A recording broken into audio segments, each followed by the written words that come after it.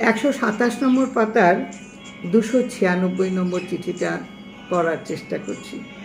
ঠাকুর লিখেছেন, ঐহিক শান্তির জন্য সকল প্রারব্ধ কেবল সহিষ্ণুতাতেই পরম মঙ্গল করে। কি অপূর্ব! আগের চিঠিটাতেও ঠিক একইভাবে তিনি বলেছেন যে প্রারব্ধ ভোগ না করলে তোমার কর্ম ত্যাগ কখনো হইতে পারে না। তুমি যতই তোমার পুরুষকার দেখাও না কেন, তোমার নিয়তিতে যা আছে তা তোমাকে ভোগ করে যেতেই হবে। এবং তুমি যদি ধৈর্যশীল হও তাহলে তুমি কোনো না কোনো সময়, যখন তোমার সময় আসবে, তখন তুমি তোমার সব কিছুই তুমি পাবে। এখানে ঠাকুর বলছেন ঐহিক হচ্ছে ইহলোক সম্পর্কিত।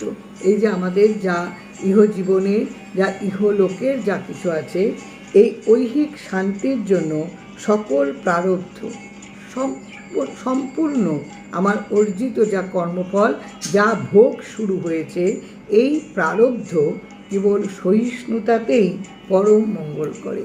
এই যে কর্মফল আমার ভোগ শুরু হয়েছে, এটা যদি আমার ভেতরে বেশ সহিষ্ণুতা থাকে, সহ্য শক্তি থাকে, ধৈর্য শক্তি থাকে, তাহলে পরে কিন্তু এটা আমার পক্ষে পরম মঙ্গল হবে। কেননা আমি এই প্রারব্ধ ভোগ করে যাবার মতন আমার ধৈর্য থাকবে, আমার শক্তি থাকবে, আমার মনের জোর থাকবে, আমার সহিষ্ণুতা থাকবে। সেজন্যই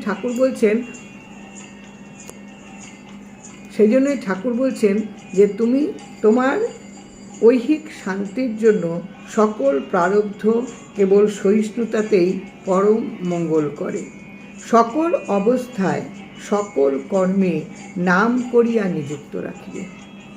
যে অবস্থায় তোমার জীবনে আসুক না কেন, যা চরম পরিণতি তোমার জীবনে আসুক না কেন, তুমি ধৈর্য হারিও না, তুমি সহিষ্ণুতা হারিও না, তুমি শুধু নাম করে যাও।